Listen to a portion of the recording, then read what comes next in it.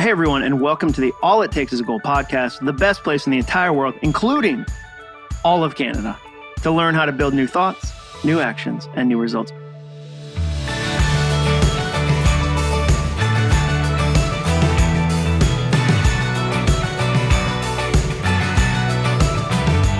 I'm your host, John Acuff, and today I'm joined by my good friend, Victoria Labalme. Isn't that a great last name? I mean, I'm fine with Acuff. It's suited me well these first 45 years of my life, but Labalme, that sounds fantastic.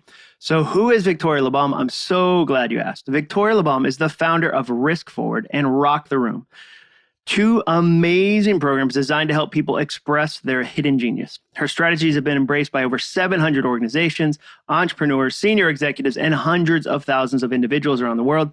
As a performing artist and member of the Speaker Hall of Fame, that is fantastic. I wonder if you get like a coat or something. Speaker Hall of Fame? Nice.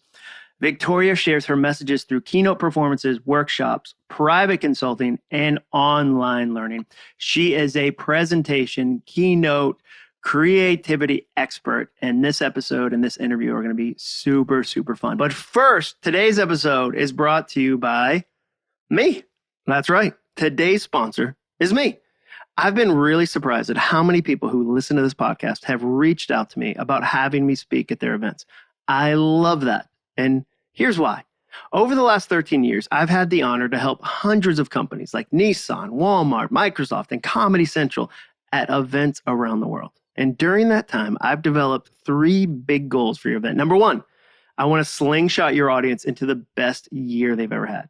Whether I'm opening, closing, or somewhere in the middle of the event, I want to launch everyone out of that room with actionable, memorable things that they can apply to their work and lives immediately. Number two, my second goal, I want the sound team engaged and laughing. The sound team has heard it all. They have. And if I can make them laugh and learn along the way, the audience is going to absolutely love the keynote. And number three, my third goal, I want you to get text messages during the keynote. My favorite sentence to hear from you after I speak is, John, my phone was blowing up during your keynote. I'm there to make you look like a rock star, not me. If your boss texts you during my speech and compliments you on how well the event is going, then I know I've done my job. Whether it's virtual or live, 10,000 people in an arena, or 15 sales team members on WebEx or Zoom or Microsoft Teams, I'd love to help you with your next event. Fill out the quick form at acuff.me/speaking to check my availability. That's Acuff, ACUFF.me/speaking. All right, let's jump into the interview.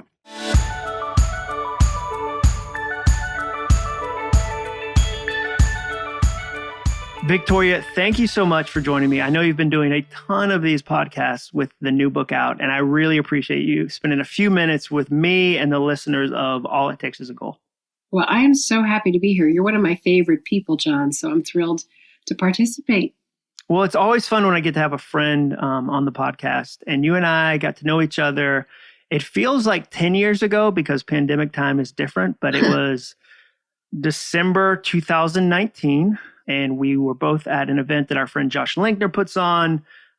And what's really interesting is it was my first time getting to watch you do, I would say, a micro performance, because it was a small room, small amount of time, but it was really, really powerful. So I'd love to hear about where a lot of your art starts from that performance, that being authentic on stage, but authentic off stage.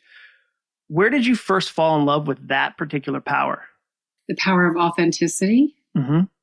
That's such a great question. You know, I'll say something I've never said in a way, which is years ago, I was very little. I'd gone to see a Broadway show with my parents. Actually, no, it was a Broadway show, but it was in London. So it was that kind of level. And there was an actor named Derek Jacobi, who's an incredible actor. And he was playing the part in a play called Breaking the Code. And he had to play a teenager. And he was so real as a teenager. And I will never forget it. And I saw him and I said, I want to do that. You know, I want to be able to embody whatever it is I'm embodying and be organic and not like act at it, but be in it. Oh, that's a big difference. That is not act at it, but be in it. I love that. Okay, I think that's an interesting kind of flashpoint for you where you say, I see that thing, I want to do more of that thing. Have there been other moments like that where you bump into something and you go, wait a second, that's different. I want to do that. I want to try that. I want to be in that. Completely. There's another story. It's actually in the book I wrote, Risk Forward, where there was a man named Remy Charlotte who was teaching at an organization. I'd gotten the catalog. I was looking through it, and I came across this photograph. It was a tiny black and white photograph. And in it, he was holding his hands up as if he was grabbing the air, and his mouth was open. And I said, whatever he's doing, I want to do that. Because I could tell it wasn't acting, and I knew it wasn't dance. It was somewhere between theater and movement, and whatever it was different. And that's kind of what I do now. It's an expression of performing arts. Would you say that you had, parents or an environment that pushed you forward that, they encouraged that? And the reason I ask is I was on a podcast the other day, and the woman said, yeah, I remember growing up, people told me I was too much. I was too much. I was too much. And I had to learn as an adult, no, that's exactly who I am. Like, I'm going to be full me, full strength.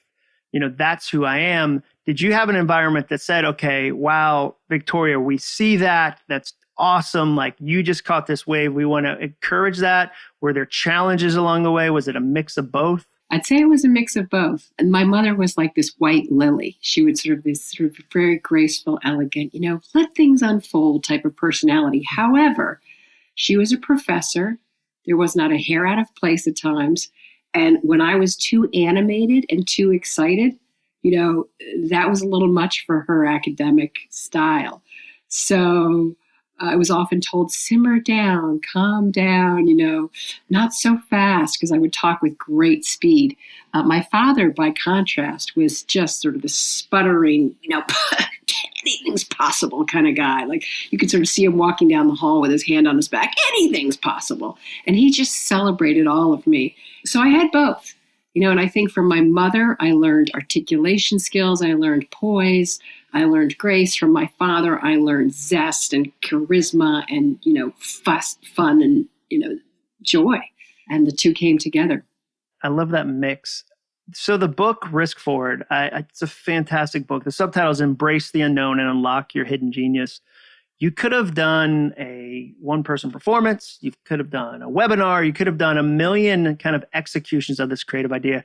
Why did you say, okay, this message, this thing I'm going to do is designed to be a book? Well, it went through lots of changes. I think like most books, like most creative projects, you start with one idea and it sort of evolves. When I was struggling with which book to write, which a lot of people do, and you've got a lot of intellectual property, I've been speaking for 20 years. I've been teaching for 20 years. There was a lot, and I didn't know which book to write at first. And there were so many options, and there's Rock the Room, there's a Through Line, there's Risk Forward, but I knew I wanted to do something that was visual. For a long time, I've been drawing this little pen and ink figure, and I wanted to incorporate that. I used to put it in my business handouts and worksheets. So that was floating in my mind. I wanted to do something that had photographs. So originally the book had photographs. It had text in different directions because I'd always wanted to explore a creative book that was also a business book, because sometimes they're separated. And I said, how can I make a hybrid of the two? And so over time, it really changed. It became a book without photographs and just the little pen and ink drawings. It's high color, high design, graphs, images, charts, fun things, surprise expectations on different pages. So I just knew I wanted the book to be kind of what I teach when I teach keynote speaking and rocking it, which is an experience. Like, how can I make each page different? How can I take the reader, or in this case, like the audience, if it's a keynote, on a journey? And it comes through. I mean, the visual, that's one of the first things when we initially talked about the book. You said, just wait till you see the visual. And I think it's amazing. I think it's colorful and subtle at times and expressive at others and really amplifies the idea. I've had illustrations in books before. I would say there's kind of three approaches. There's no illustrations, there's some illustrations, and then there's an illustrative experience. And I would put this in the experience category. That's not easy to do as an author. So what was that process like? And one, like letting go of your initial vision of the photography, that's not easy either. I think there's a whole creative exercise you could do on allowing the idea to be the idea and letting go of things that used to be the idea. But what was the process like of marrying the words with the visual? Yeah, it's such a great question. Well, I think visually, so for some pages, like they came together, like many of us, I had little handouts, I had blogs, I had presentations, I had materials, used to have these mini books that I made. So the first step was really gathering it. And I often tell people I built the book, I assembled the book. Because it wasn't like I sat down on a blank screen. I was like pulling from little things. My floor of my studio was just covered with half handouts and little pages from books. So I was assembling it. That was the first step, is just getting it all out. Then weeding out what did not belong. Then I put it together into a very rough draft. And I had about 18 readers who were very carefully selected. I had my niece who's 19. I had a corporate CMO. I had an artist entrepreneur. I had a hard driving entrepreneur. I had all types of people because I was interested to see which parts resonated with everyone. Like, how could I do the cross section of all these individuals? A student graduating from college, a senior in their retirement year, someone going through a divorce, someone who's facing a big business decision. What's going to connect to all these people? And I found the way through. So that was the first phase, is assembling it and then getting feedback. What was the process in eliminating things? I mean, because I love the gather. I think that's brilliant. I always tell people I don't believe in writer's block. I believe in idea bankruptcy, and that I never sit down with just a blank piece of paper. I always bring friends. And it sounds like you gathered a lot of friends, a lot of ideas. How long did that process take? How do you know, who do you kick off the island when you realize, okay, I've got more than I need? Yeah. Well, two things I want to say. One, just going back to gather the friends. You mean friends in terms of ideas, not friends. Ideas, yes. Okay, good. Yeah. How do I kick people off the island? It's so great you're talking about this, John, because the hardest part, bar none, of writing this book was pulling stuff out. It was so painful. My ego was screaming, like, well, I have to put that in. People love that, or I'm known for that. Yeah. So if I don't put it in, someone else put it in their book, which has happened, and I was just freaked about not including things, which is like an identity issue for all of us. It's like, because when you put a book together, it becomes a piece of your identity. So it's like, which identity am I putting forth into the world, right? Which part of me? And the book can't be all of you. It's only a piece of you. So that was hard. And ultimately it became, what is the core message? And my ego wanted to wedge in other messages. And once I was honest and stuck with that, I said, really, does this relate to the main theme of heading into the unknown and expressing yourself, even if you don't know exactly where it's going? The opening line of the book, which is kind of the guiding line of the book, is some people in life know exactly what they want to achieve. This is a book for the rest of us. And there's such freedom in that line, because I think the myth is I'm the only one who doesn't know. Everyone else got the adult manual, like they have the how to be an adult, and there's a plan. I've got a daughter who's turning she's going to be a senior in high school next year, and there's this pressure of you have to pick a perfect major so that you can know what you're going to do in 11 years from now. And you're like, whoa. Where I think any honest 45-year-old, I'm 45, wouldn't tell an 18-year-old I knew exactly what I'd be doing when I was 18. I didn't know at all. So have you seen readers already go, wow, this is giving me freedom to risk things, to try things, to develop things without knowing the final destination before I even start? 1,000%. That is the perfect word. I mean, the word I've heard more than any is freedom, permission, liberation. Like people say, I feel like I got a straitjacket taken off of me, or if someone just got a seatbelt that I've been wearing for 25 years removed. People didn't even realize they had it, because the pressure in our society is so insidious. It gets into us in a way. It's that, what's your goal? What's your plan? And we adopt it, internalize it without even recognizing it. And people go, oh my God. And so the beauty too, that I'm so proud about, is it's not only giving people permission to sort of risk forward and try something new or go for something. As I say in the book, you don't need a goal to justify a pursuit, but it's also giving people permission to not do something. So for example, I had a CMO, chief marketing officer of a really big company, multinational company. He's done 3 of these big companies. He texted me last week and he said, hey, Victoria, I just have to thank you. I just quit this position I'd taken on. I've been there 8 weeks and it's not what I want to do.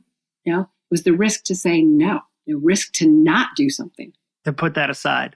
Yeah. I love the idea of, okay, which ideas do I leave out? And I've seen you structure keynotes. I've seen the work you do. It's so smart. It's so creative. It's so thoughtful with Rock the Room.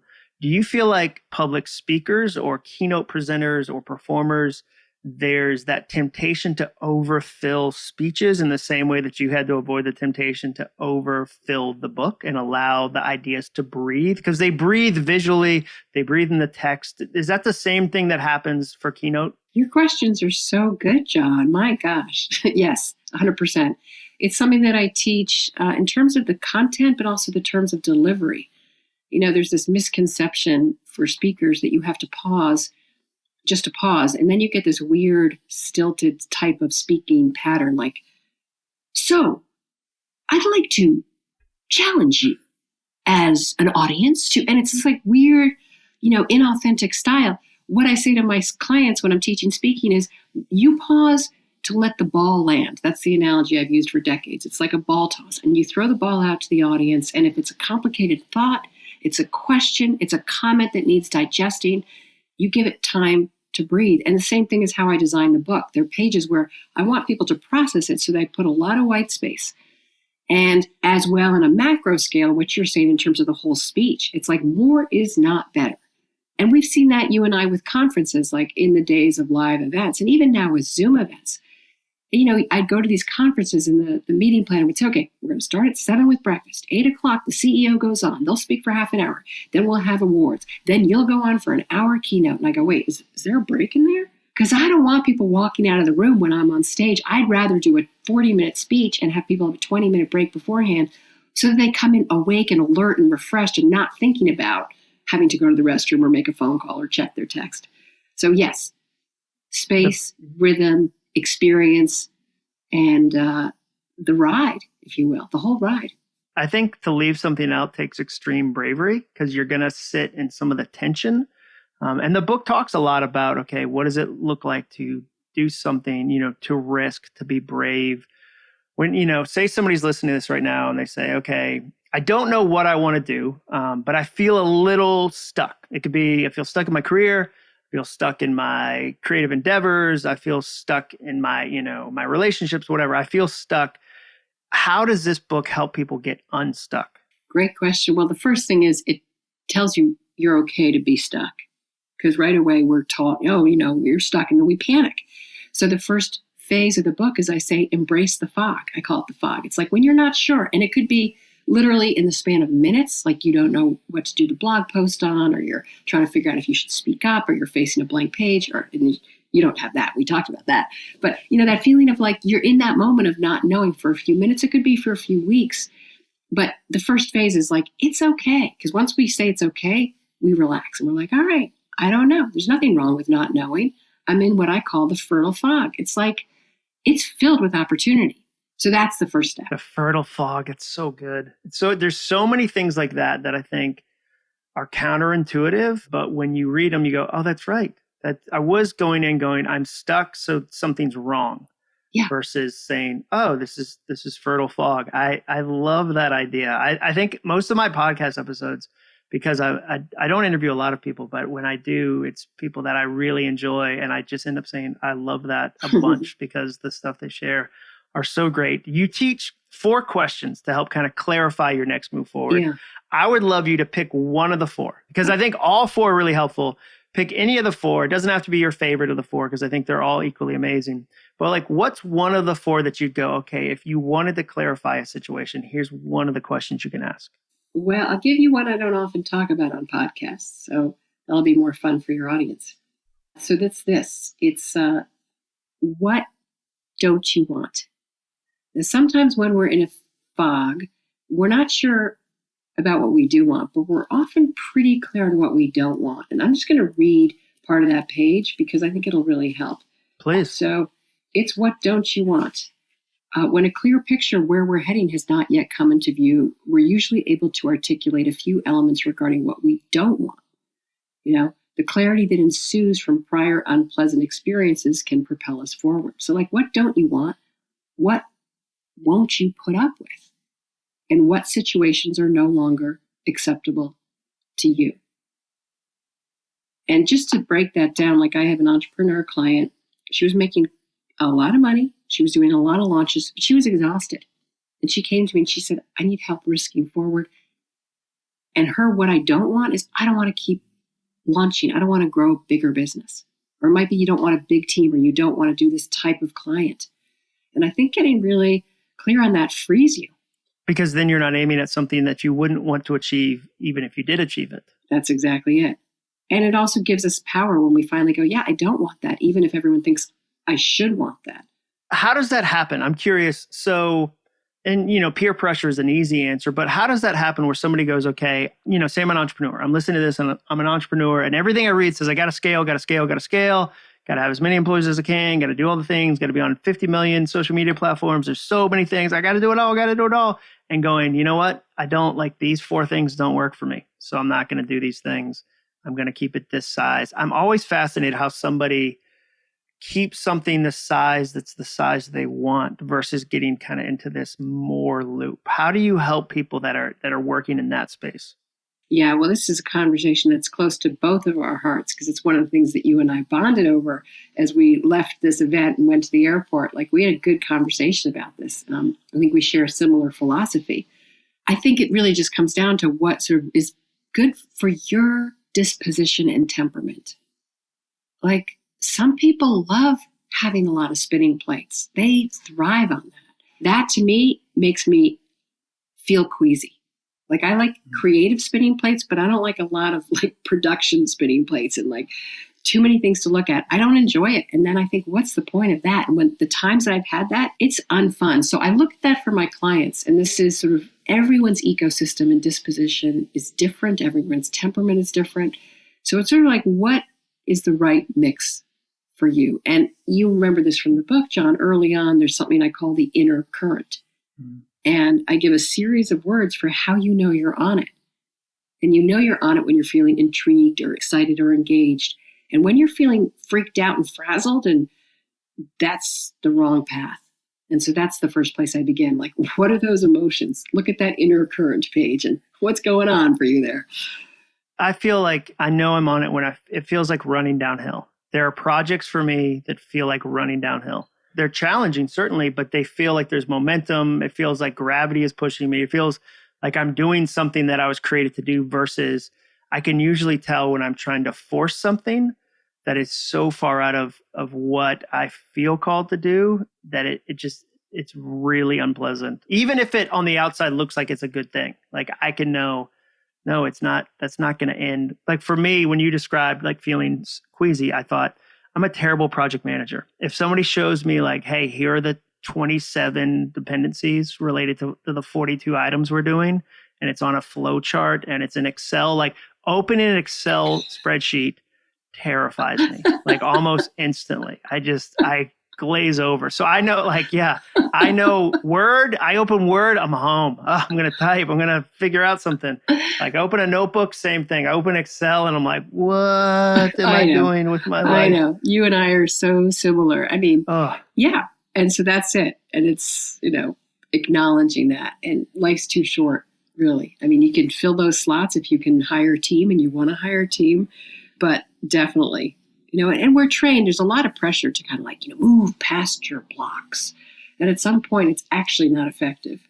Well, one of the things I love to ask high performers is, how do you kind of transition from the moment of stress or excitement or energy? You're on stage, you're in front of 10,000 people, you're doing a keynote. I've seen you speak. It's a full-bodied, all-committed experience.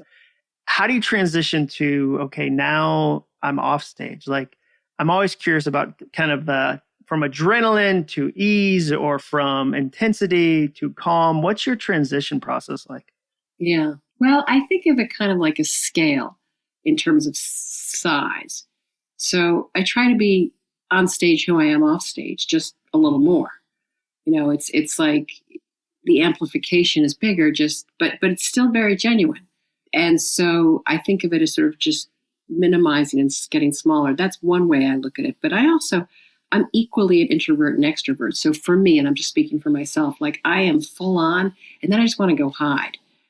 So I'm not the kind of person that wants to be on camera every day, all the time. Some people do like that, you know. So I kind of am big, and I mean that in every way. Like I'm full out, makeup and hair, and I'm full bodied, as you said. And then I kind of just like retreat, go back, and gather my strength. Yeah, that makes a ton of sense to me. I think one of the things I'm interested in, we've talked a little about Rock the Room and how you train leaders, train speakers.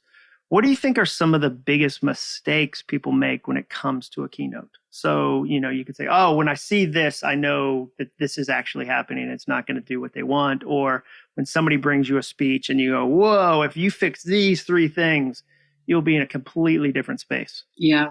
Well, I could do a whole few hours on this, so I'll pick out a few. Yeah, I know you could. This is one of my sweet spots, and I love talking about this because ultimately what I really love doing is helping people be themselves. When people come through Rock the Room, they're like, oh my God, I feel so much more me, right? And this is so much more fun, and I feel so much more free. So part of the little mission behind all what I do is like helping people really express who they are. So the first mistake I see is the opposite of that. Like I see people get up on stage and they do what I call as the pyramid hands. The pyramid's hands is when all fingertips are touching together. And you're already smiling, I can see, because we're looking at each other. Yeah. The moment I see a client do this on stage or when we're working through a video format, I know they're not being themselves because nobody does that in real life. Yeah. But somewhere along the way, they learn like they're supposed to do that to be a good speaker. Number one, people are inauthentic, and it shows up like that. It shows up because I can tell when they've been coached in a bad way because they'll speak in a rhythm and in a style that's not who they are. They're like standing oddly or they're gesturing oddly. And they've been chatting with me normally. And then when they go to present, they kind of look a little weird. And I go, what you doing there? And they say, well, so-and-so told me I have to gesture like this. And I go, well, how does it feel? And they say, it feels weird. And I go, well, yeah, it looks a little weird. So let's not do that. So it's in the physicality. It's in the pyramid hands, the expression, the style of speech. That's one mistake. But the bigger mistake, and this is the core of everything I teach, is instead of thinking about delivering information, think about creating an experience. And that's huge difference. Everything. So the moment people put together a speech or a webinar, they're like, okay, how much information? Instead of going, what's the experience I want my audience to have? And when you start from that question, which is the core of Rock the Room, everything changes. Well, and I can say for me, 12, 13 years of doing this, I've never had a client come back 6 months later and go, we're still talking about that statistic you shared. 100%. It's exactly what I say. That data was the thing. You know what? The data slide was the one that sent us on home. Like that's never happened in my entire life. Right. And yeah. For me, I always joke one of my secret goals is I want the sound guy to laugh. Like if I've got the sound guy laughing, I've crushed the rest of the room. Yeah. Like the rest of it's gone because he's heard everything or she's heard everything. Right. And if she's like, oh, wait a second. But that gets back to the authenticity because I don't think, not every listener will be a public speaker. But I'd love to hear your thoughts on this idea of, I'll have people tell me, how do I find my voice, find my voice, find my voice? But I think it's more like, how do you keep it? Because find my voice acts like it's something you find once and then you have it. Yeah. Like I think voice is really slippery. Yeah. And we're constantly trying to maintain it. Because I know for me as a speaker, there are seasons where I go, I need to be more serious because I'm being too funny. And then all the feedback I get is the opposite. People go, we love your humor. That was exactly what we wanted. That was what the audience wanted. Right. Thank you for your humor. People aren't normally funny in business situations, but it's hard for me not to slip into serious speaker mode. So I think even if somebody's not going to become a public speaker listening to this, I think if they're creating something, and it could be being you in a relationship, like you have an authentic voice in a relationship or an inauthentic voice that you play, how do you keep your voice? Yeah, it's such a great way to think of it. And I think it comes from the inside out. I think when we start thinking too much about how we're going to be perceived, we're sort of screwed. I have a series of questions I ask people that gets them to that kind of unlocks it. It depends on what's going on with them. But, and I'm trying to think of how do I give a few right now that's valuable for your audience. But this is going to sound like an odd thing, but some of it starts with the physicality. It's like you see people dressing in ways that aren't them. And when your physicality is screwed up, you can't be who you are. So it's the right shoes. It's just like get into a physically comfortable place so you can, it's a little bit like a headshot. You know, when people have a bad headshot and they're tilting their head and they're tilting the photographer's like, okay, a little chin down, head up, smile. It's not them. And it's the same thing with speakers. They're like outside in. So it begins from the inside out. Like, what do you want to say? What do you think would be cool? Regardless of, you know, how it might be perceived. And there's a whole shaping. So I don't want to encourage people to do completely whack nut things. But Sure. Some of it comes through a question I often ask to really get to people's belief system. This is pretty far into the Rock the Room program, but the question is, what pisses me off? And it's kind of, you know, what is it I really want to say? What is right with the world that needs to be protected? What's wrong with the world that needs to be corrected? You know what? Come on. That is so good. Yeah. I love what you just said. I want to pause on that for a second. You said, what are the things in the world that need to be protected? And what are the things that you feel like need to be corrected? I think that's such a great framework for not only being on stage, but also writing a book, even starting a business. I think there's a lot of entrepreneurs that will go, why did I start this? Where there was a thing I wanted to protect and there was a thing I wanted to correct. How do you see people live that out? Well, to use the example of speaking, which is what we were talking about, like I had a client come in and he was in the vitamin nutrition business and he was pretty quiet as a guy, pretty, you know, toned down and no fire. And as a speaker, you need a little fire. And I said, you know, what pisses you off? And he finally got to that. And he's like, it pisses me off that so many of these vitamin companies lie about what they put in their vitamins. And we don't do that. We are pure. We are. And he was in it. And everyone was cheering in our room. All of our Rock the Room students were like, yes, there it is. So that's it. Like, that's how it shows up. Or, you know, I had a veterinarian client, same thing about the way animals were being treated. Or I had a corporate group who went through this and they're like, they're a huge name brand tech company. And they said, we are so sick of being seen as like an albatross or as a battleship that can't turn around because we're too big and we're not nimble. You know, we have all of this. And they kind of got into what they have that the small, nimble companies don't have. And that kind of ire and cheering and call to arms was just so exciting. And it put them in touch with what they really believe and what they're willing to defend about who they are and what they want to do. When it becomes this great doorway into a creative part of you might not know you have, which I think your book does 1,000 different ways, where it invites people into a conversation in a really simple visual way that allows them to go, oh, I've been kind of stuck in this one spot, but here's another door I can open up. And I think what's interesting, I imagine, if I had to guess, this has been one of those books that you're seeing people give to other people, where they read it themselves and they come back and say, okay, I need to give this to my husband. I need to give this to a friend, my neighbor, my entire team. Has that been your experience? 1,000%. Yeah, we're finding people buying 1, 2, 3, 10, 20, 50 copies because they're saying this is a book for, and it's really for all types of people in a transition. Again, a team. You know, I have scientists buying it as their playbook. I have CMOs. I have students, seniors. People are seeing the value of it. And it's written, as you've seen, as a guidebook. First off, you can read the book in less than 2 hours. Most people read it in an hour to an hour and a half. So it's not a burden. And it's written so you can read it in any order. So people flip in, they flip out, they're keeping it out, they're diving back in to kind of stimulate their thinking. I love that. It's certainly been my experience with it. And I think the audiobook, I'm sure, is amazing. The visual, though, I think the hardback to me, if you said, okay, I'm going to buy one, the hardcover with the visual is the one I would say. The last question I have, what do you do to creatively refill? Like, what are your hobbies when you're not on stage, when you're not helping people structure speeches, when you're not teaching clients? What do you do for fun? What do I do for fun? I'm a big fan of nature. So we're going to the beach next week in Long Island to a really cool beach house on this empty stretch. So I'm a big fan of nature with friends, especially. So I host these retreats that are really fun with pals, and we kind of romp around and pretend we're kids again.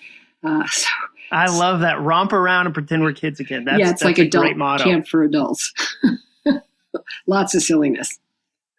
That's fantastic. What else when you've got a moment or you've got a weekend, what are the things you're doing in your downtime? Well, I do a lot of recharging. It's not very glamorous. You know, honestly, like it's not like the weekend comes and I'm like Miss Vacation Woman. A lot of the time on weekends, I'm just putting things back in place, you know, taking care of my health, right? Good. You know, That's sort of good. putting things back, tidying up the basics of, you know, cleaning piles, laundry, getting myself organized, sort of that kind of reset. So for me, the weekend is a reset. Of course, I love performing arts like you. My husband and I right now are watching a lot of Dick Van Dyke. It is so I love it. Amazingly good. Talk about comedy. He's brilliant. So it's like watching superb performing arts. People at the top of their game. That is for me recreational. Okay, second last question, because I shouldn't have said that earlier. Like, walk me through your ideal day. Sometimes people say, what's your average day like? No day's average. No day's normal. They're not always the same. But I mean, okay, you've got a day or a period of days, whatever, where you're able to do the work you do best. You're able to recharge the way you do best. Like, what does that day look like? Well, it's got various components to it in any order. Doesn't really matter. But I get to wake up when I want to wake up. And that's sometimes 6 a.m. That's sometimes 11 a.m., depending on what's happened the day before. Sure. I, somewhere within the first few hours, have green juice because it just makes me feel so good. But I'm not that pure. Me, caffeine, got to say I love it. Yeah. So, no shame there. I am with you. I've tried to not do it. It's fine, but it's such a nice little thing. Time outside, time exercising. For me, my favorite type of exercise is in an empty studio, like the yoga studio at the gym, which unfortunately is out now, but, dancing around. I just go in there when no one else is in there. I put on music, my headphones, and I dance around for usually an hour and a half. So that is a good reset. And then sometime doing something creative, being inspired and inspiring other people. So reading something inspirational, watching something inspirational, watching, a video or a TV, but then also delivering. Like I had a coaching session for a VIP client this morning, and it's this great feeling of fulfillment, like to see her advance and to feel her light up, like that feels great. So whether it's a keynote or a client or a coaching group, to deliver value to other people and help them, that in my sweet spot, that is, that's an ideal day. And of course, time with my family. Certainly. Yeah, I think the job we have is we get to be on the front row seat of life change, which is really fun to watch, whether that's keynote, whether that's a one-on-one client. I love that we both get to do that. So for people that want to check out the book, they want to check out maybe Rock the Room, they want to go, hey, I want to know more about the through line. What's the best way to connect with you? Yeah, well, if you have show notes, the best way is through my main website, which is my name, Victoria Labalme. However, no one knows how to spell that name. So if you're lost, anyone listening to this, just go to riskforward.com or rocktheroom.com. Rock the Room is all about the presentation, performance, webinars, on-camera work, stage. Risk Forward will also bounce you to my website in some fashion. So either of those. Perfect. Well, I know people are going to enjoy this episode. I think we could have done 9 hours about public speaking. I could nerd out with you all day about that because I think it's I can't believe it's a job that we get to do. It's just so fun to me. And I think whether you're a CEO that has to present to a meeting or whether you're somebody who wants to do keynotes, I think you should 100% check out Victoria. I've learned so much from her and it's been so fun to get to be her friend over these last few years. So Victoria, thank you for joining me on the podcast today. John, you're a treat to be with. I so appreciate the invitation. Awesome. Thank you. Thanks for listening to my interview today with Victoria. We'll put all the links in the show notes as always. And thank you for reviewing my podcast. When your podcast is new, like mine, the reviews are super important. So make sure you subscribe or follow or whatever it is the kids are saying these days. And please write a quick review. I'll see you next week. And remember, all it takes is a goal.